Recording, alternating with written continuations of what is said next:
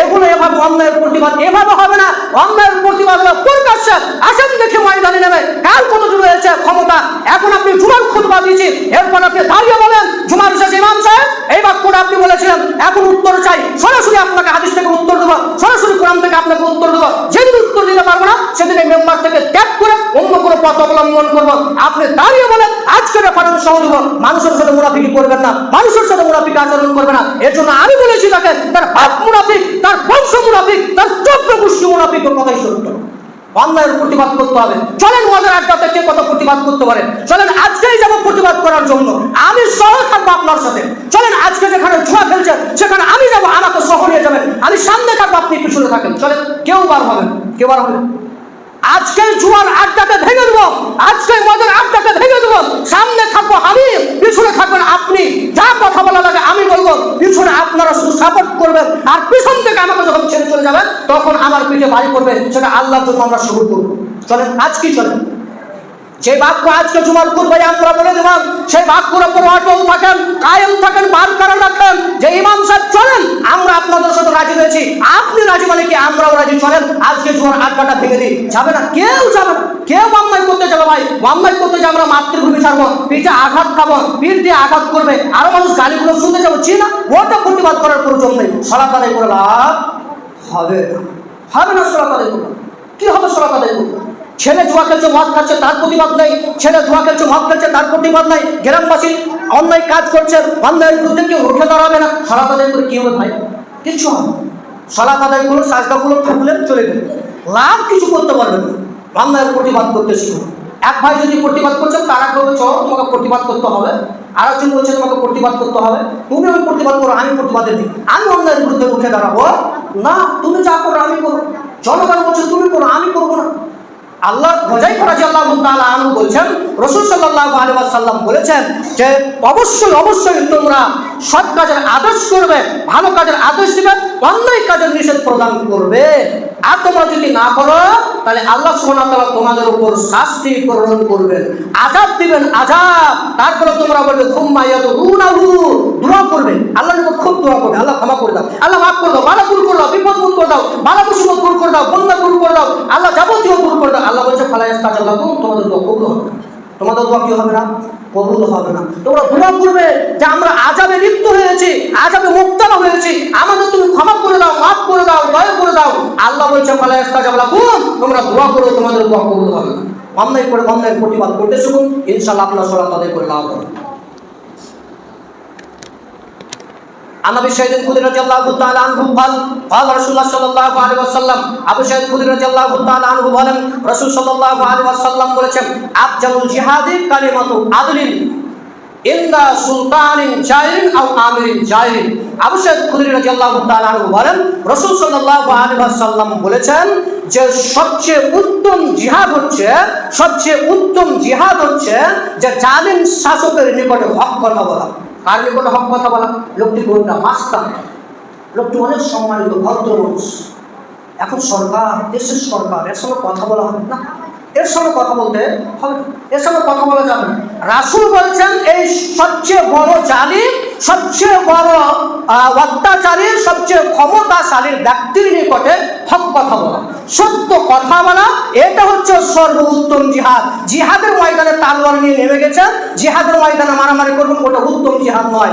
উত্তম জিহাদ বলছেন সেটাই জালিম শাসকের নিকটে হক কথা বলা, হক বাক্য বলা। কেন জানে জনগণ আমাদেরকে সম্মান করে, কেন জানে জনগণ আমাদেরকে খুব আদর করে। ইমাম আহমদ বিন হাম্বল রাহমাহুল্লাহ আলাইহি 10.5 লক্ষ হাদিসের হাফেজ, তারপরও জনগণের কাছে টিকতে পায় না।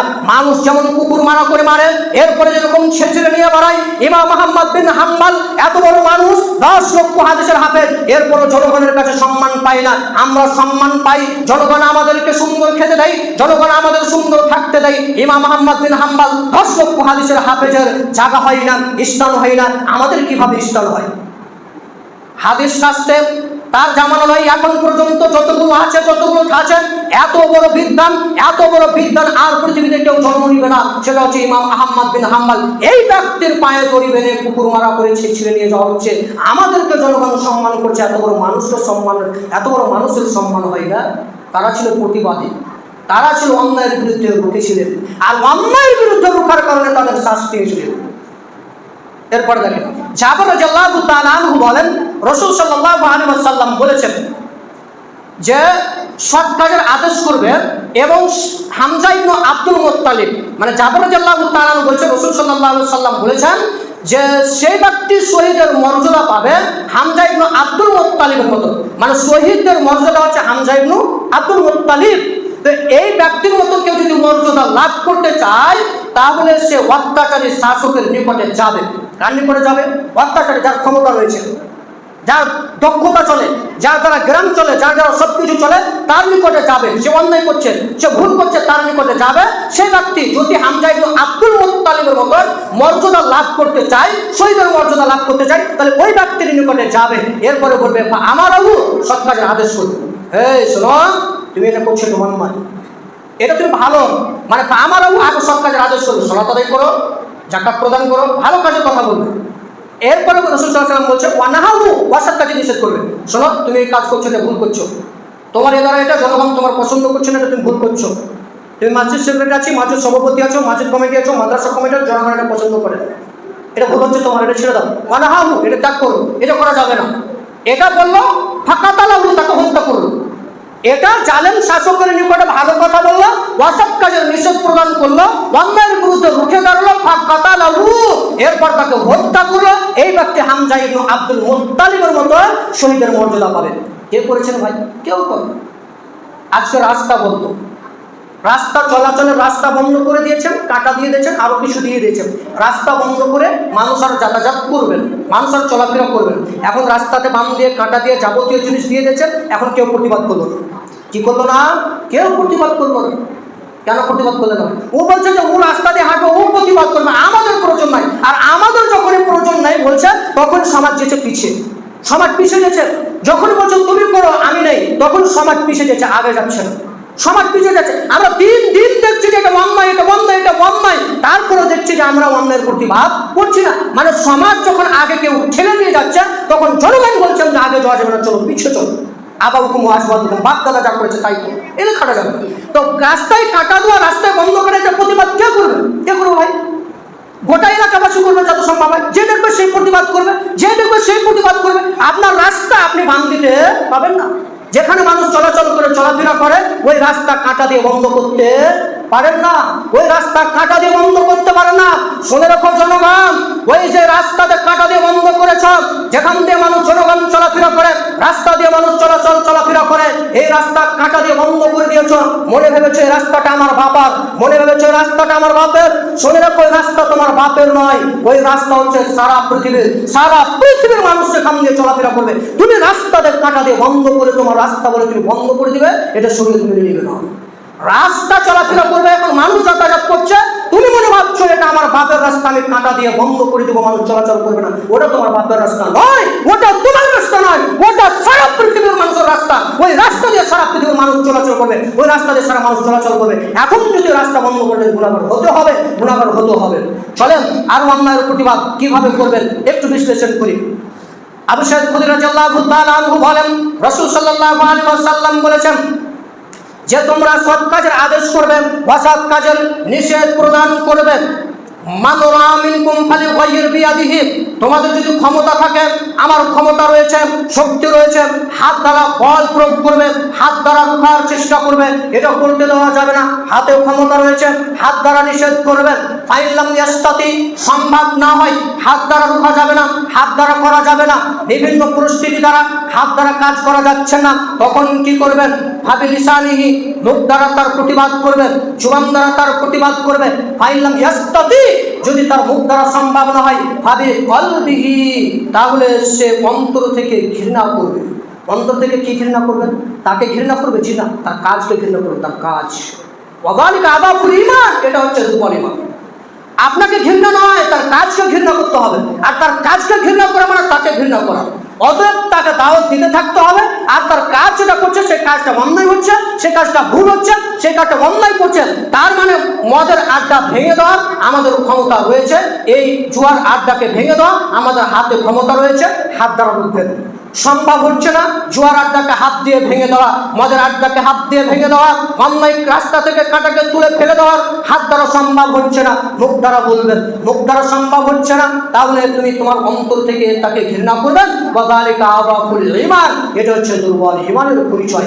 তার মানে আমাদের অন্যায় কাজ থেকে রুখে দাঁড়াতে হবে। অন্যায় কাজ থেকে রুখে যদি না দাঁড়ান তাহলে বিপদ আসবে।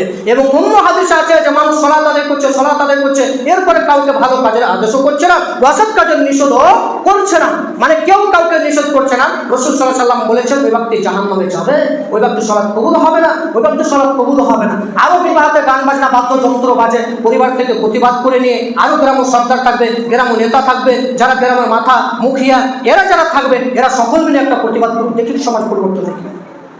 দেখুন সমাজ পরিবর্তন হবে না।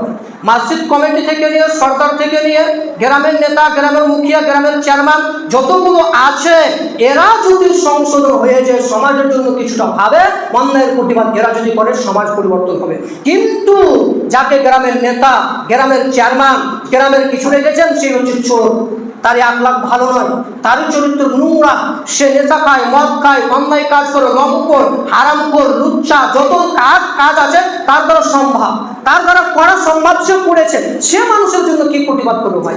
সে মানুষের জন্য কি অন্যায়ের প্রতিবাদে উঠে দাঁড়াবে? গান বাজনা বিয়ে বাড়িতে বাদ্যযন্ত্র বাজছে, বাপ দাঁড়াবে, সরকার দাঁড়াবে, সরকার তো 3 আবদ তাকে ডেক দিচ্ছে, তাকে তার খাজম দাবি আরো কিছু দিচ্ছে, যাবতীয় জিনিস দিচ্ছে, কেন দিচ্ছে? আপনি সরকার, গান আপনার হিসাব আছে, দলে পাচ্ছে, তো বলছে উল্টা করে বলছেন যে শুনবে না। কেমন সরকার ভাই? ক্ষমতা নেই, ভাই শরীরে গোটা পুজ রয়েছে, ওই পুজটা বের করে রক্তটাকে আগে পরিষ্কার করবেন, দিয়ে সরকারিটা নেবেন, নাহলে সরকারি ছেড়ে বাড়িতে বসে থাকবেন চাইবে, কেউ আপনার বিরুদ্ধে কোনো কথা বলবে না। সরকার হয়ে গেছে জনগণের 100-150 রকম সরকার, ওর পাড়াতে গান বাজনা বাদ্যযন্ত্র বাজছে, নিষেধ করছে না। কেন নিষেধ করবে না ভাই? কেন নিষেধ করলেন? মা আপনার দলের মধ্যে নেশা খাচ্ছে, মদ খাচ্ছে, আপনি কেন নিষেধ করলেন না? কেন তাকে বাধা প্রদান করলেন না? এই বাধা না প্রদান করার মানে হচ্ছে ও বলছে 50-50 ভাগ। কি ভাগ ভাই? 50-50 বলছে। মসজিদ খরচ নিতে হবে না, তো ডাকনি খরচ নিতে হবে, আর সরকারি খরচ নিতে হবে, ডেট খরচ নিতে হবে।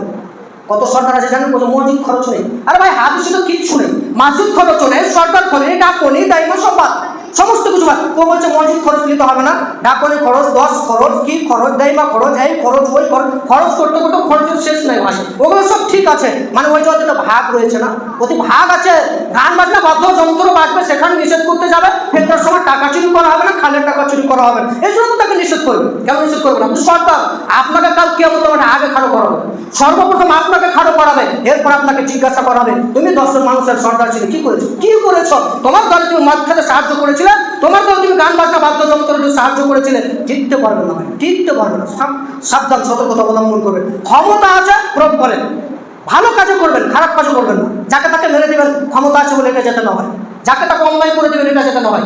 অন্যায় হচ্ছে প্রয়োগ করেন, মারেন তাকে, বুঝান, যদি না বুঝে তাহলে তাকে পিটুনি দেন, যথেষ্ট পিটুনি দেন। কেন বুঝবেন না? না হলে সরকারি ছেড়ে বাড়িতে বসে থাকবেন। অতএব গান বাজনা বাদ্যযন্ত্র সবগুলোকে ত্যাগ করে দিয়ে আপনি যদি ভালোভাবে সরকারি করতে পারেন তবে করবেন, নচেত ছেড়ে দিয়ে আপনাকে বাড়িতে বসে থাকে যথেষ্ট ভালো হবে। গ্রামবাসী আপনাদেরকে আমরা বলতে চাইছি, একটু সচেতন হন, একটু চেতন হন, একটু চিন্তা হন, দেখি সমাজে কি কুকর্ম কাজ হচ্ছে। যাবতীয় কুকর্ম কাজ আপনি দেখতে পাবেন, যাবতীয় অনেক কাজ দেখতে পাবেন। একটু কানটাকে আর চোখটাকে খোলা রাখবেন, কানটার একটু চোখটা খুলে রাখবেন, দেখবেন কত অন্যায় কাজ হচ্ছে। এই অন্যায় কাজগুলো থেকে রুখে থাকবেন।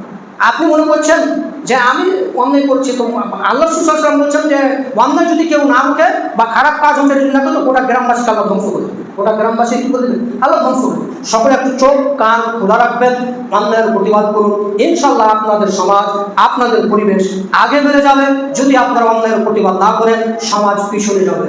যত প্রতিবাদ থেকে রুখে রাখবেন, সমাজ পিছনে যাবে। আর মার মারবেন, এই দুচার মারবেন, আরো কিছু মারবেন, মেয়ের দুঃখে তো অন্যায়ের প্রতিবাদ করতে গেলে তারপরও করেন, তারপরেও করেন। দেখেন যারা অন্যায় করেছে তারা ধ্বংস হয়েছে, কথা সত্য, ধ্বংস হয়েছে, কথা সত্য। চলে গেছে নম্বর, চলে গেছে ফেরাউন, অত্যাচার করে কেউ টিকতে পারেনি। অতএব আমরা অন্যায়ের প্রতিবাদে সকলেই সহযোগিতা করব, আমরা সকলেই সংঘবদ্ধভাবে থাকবো। আল্লাহ তুমি সকল মানুষকে সঠিক বুঝদান করো, পরিবার থেকে নিয়ে সরকার পর্যন্ত যতগুলো অন্যায় রয়েছে সমস্ত অন্যায় থেকে তুমি সকল মানুষকে বিরত রাখো, অন্যায়ের প্রতিবাদ করার তৌফিক দান করো। আল্লাহুম্মা আমিন। সুবহানাকাল্লাহুম্মা ওয়া বিহামদিকা, আশহাদু আল্লা ইলাহা ইল্লা আনতা।